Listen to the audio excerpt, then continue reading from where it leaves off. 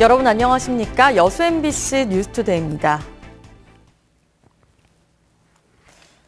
문재인 정부가 들어서면서 여수 세계 박람회장 사후 활용에 대한 지역의 기대감도 큰데요.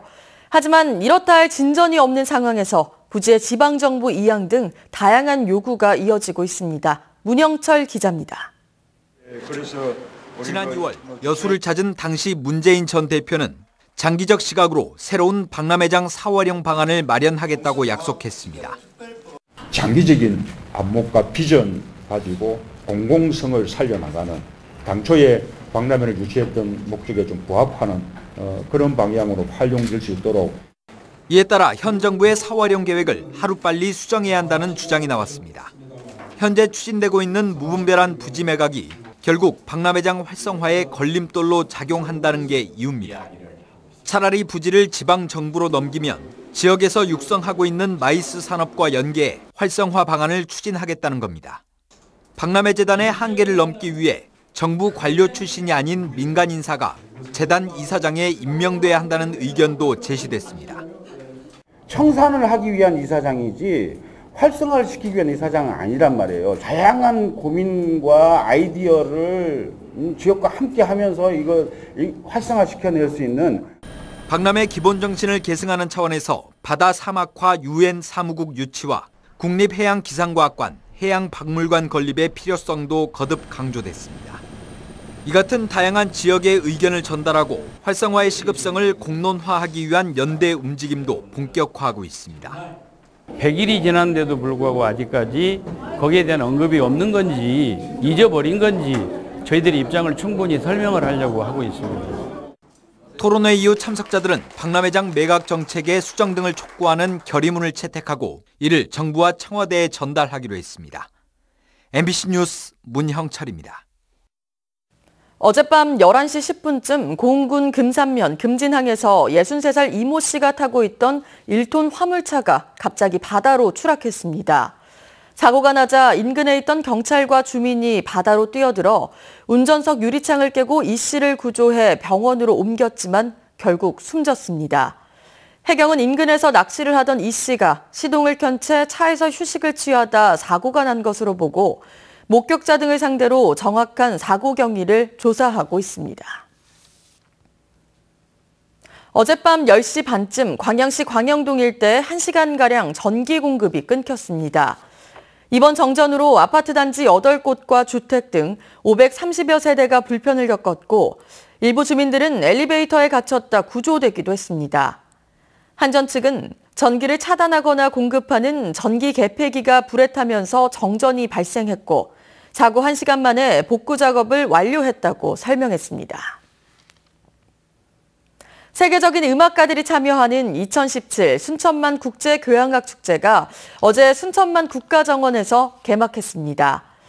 올해로 2회째를 맡고 있는 교향악 축제는 세계적인 소프라노 조수미와 아시아를 대표하는 피아니스트 양방헌, 국내 최정상급 교향악단인 프라임 필하모닉 오케스트라 등 세계적인 음악가들이 대거 참여하고 순천시립 청소년 교향악단 등 지역 청소년 오케스트라도 함께 출연합니다. 이번 축제는 특히 나흘간의 세계 정상급 메인 공연 이외에도 키릴로딘의 마스터 클래스, 스크린 음악회, 악기 체험 등의 부대 행사도 함께 진행됩니다.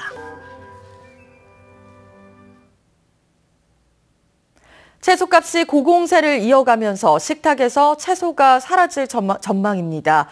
가뭄을 시작으로 폭염, 또 집중호우까지 겹치면서 산지 작황이 좋지 않습니다. 양현승 기자입니다. 전남의 한 농산물 유통업체. 채소 판매 코너가 유독 한산합니다. 채소값이 올라도 너무 올라 쉽게 장바구니에 담지 못합니다. 식당 등은 일반 가정보다 걱정이 더 큽니다. 근데 배추가 제일 비싼 것 같아요. 김치 담고 그러려면 채소가가 너무 비싸서. 배추는 10kg 한 방에 17,000원 선으로 최근 5년 평균 가격보다 2배가 올랐고 상추는 60%, 양배추는 30% 이상 비쌉니다. 특히 애호박은 20개에 58,000원으로 평년보다 3배가 비쌉니다. 고추, 감자, 양파, 대파 등 양념 채소류도 최고 70% 이상 가격이 오르는 등 요즘 평년보다 가격이 안 오른 채소가 없습니다. 가뭄에 이어 폭염과 집중호우 등 변덕스러운 날씨 속에 작황 부진이 계속되면서 산지에서 시장으로 공급되는 물량이 줄었기 때문입니다. 아무래도 고객님들 입장에서는 기존에 한 봉지 1,000원에 샀던 것들이 2,000원, 3,000원씩 하다 보니까 아무래도 매출량도 준 거는 사실입니다. 학교 개학에 따라 대규모 급식시설 수요는 점차 커지고 채소류 소비가 많은 추석까지 한 달여 앞으로 다가오면서 채소 가격의 오름세는 당분간 불가피할 전망입니다. MBC 뉴스 양인승입니다. 여수 거문도 녹산등대 가는 길이 9월에 걷기 좋은 여행길로 선정됐습니다. 여수시는 문화체육관광부와 한국관광공사가 선정한 9월 다도의 걷기 여행길 10선에 거문도 녹산등대 가는 길 1코스가 포함됐다고 밝혔습니다. 다도의 걷기 여행길 10선에는 거문도 녹산등대 가는 길 1코스 외에도 통영 한려해상 바다 백리길과 남해 다랭이길 등이 선정됐습니다. 뉴욕 유엔 본부의 직원들로 구성된 유엔 합창단이 창단 70주년을 맞아 한국을 방문했습니다. 인권과 예술의 도시 광주에서도 시민들과의 합창을 통해 화합과 평화의 메시지를 전했습니다. 이미지 뉴스 리포터입니다. 세계 35개국에서 온 50여 명의 사람들이 각기 다른 목소리로 하나의 하모니를 만들어냅니다. 뉴욕 유엔 본부의 직원들로 구성된 유엔 합창단입니다. 전쟁 종식 국가나 자연재해를 맞이한 국가 등을 돌며 평화를 기원해온 유엔 합창단이 창단 이후 처음으로 한국을 찾았습니다. 올해 창단 70주년이 되는 행사를 세계 유일의 남북 분단 국가인 대한민국에 와서 공연을 하기 위해서 방한을 하였습니다. 유엔 합창단은 단원들의 고향 민요와 방문 국가의 민요를 함께 선보이는 것이 특징인데요. 이번 한국 방문에서도 만남과 고향의 봄, 아리랑 등을 선보였습니다. 광주에서는 조선대 교수와 학생 합창단을 포함해 300여 명의 시민 합창단과 협연하며 화합의 정신을 알렸습니다. Music is, in my personal opinion, the most effective language to communicate friendship, harmony, and peace among the people. 분단의 상징 판문점을 시작으로 고향과 평창을 돌아 인권과 예술의 도시 광주까지 평화 메시지를 전한 유엔 합창단. 합창단의 창설 70주년을 축하하는 서울 공연을 끝으로 평화와 화합의 대장정을 마무리 지을 예정입니다. MBC 뉴스 이미지입니다.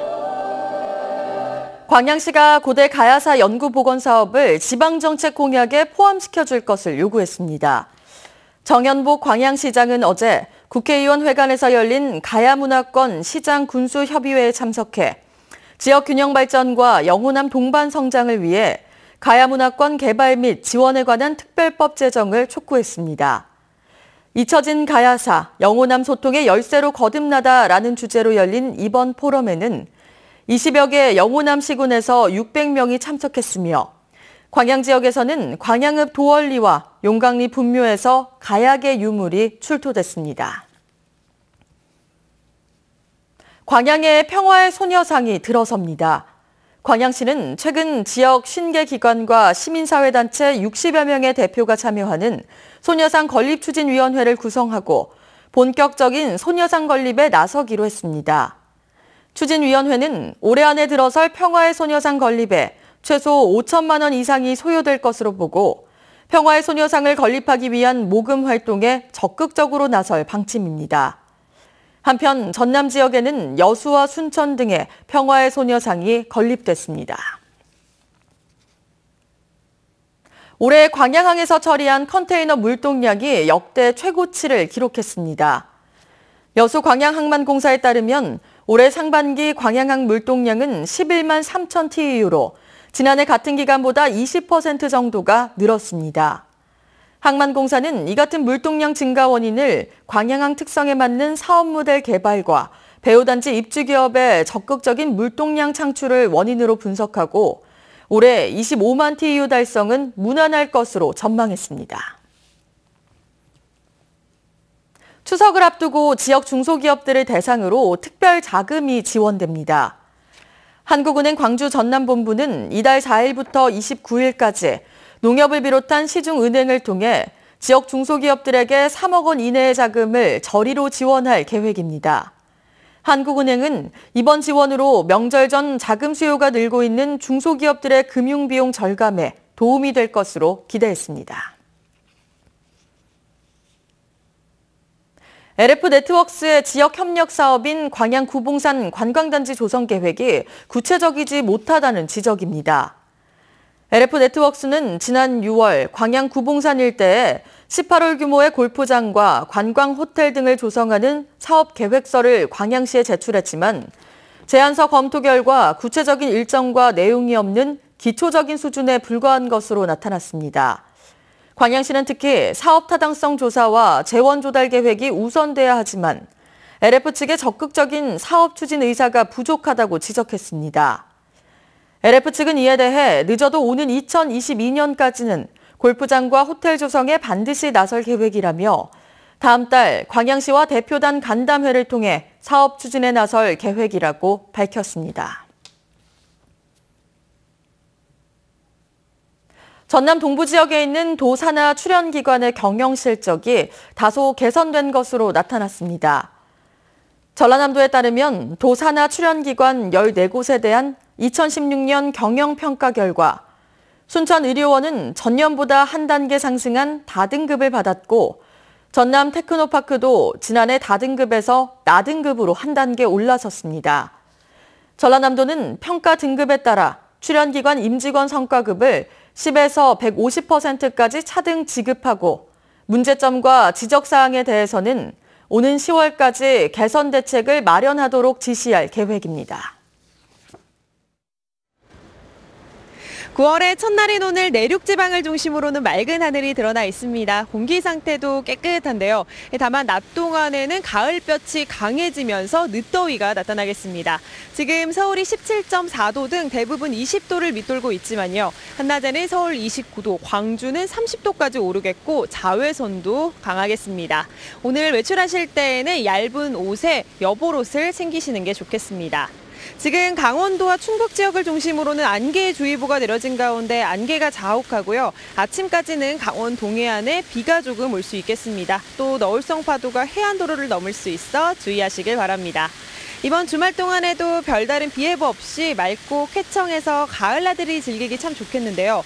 여전히 아침 저녁으로는 서늘합니다. 큰 일교차에 감기 조심하셔야겠습니다. 출근길 자세한 현재 기온 보시면 서울이 17.4도, 춘천 14.9도 등 대부분 20도 안팎이지만 내륙 지방으로는 15도를 밑도는 곳이 많고요. 한낮에는 서울과 대전 29도로 덥겠습니다. 앞으로 사나흘은 맑은 날씨가 이어지다 다음 주 화요일과 수요일 사이 전국에 비가 오겠습니다. 날씨였습니다.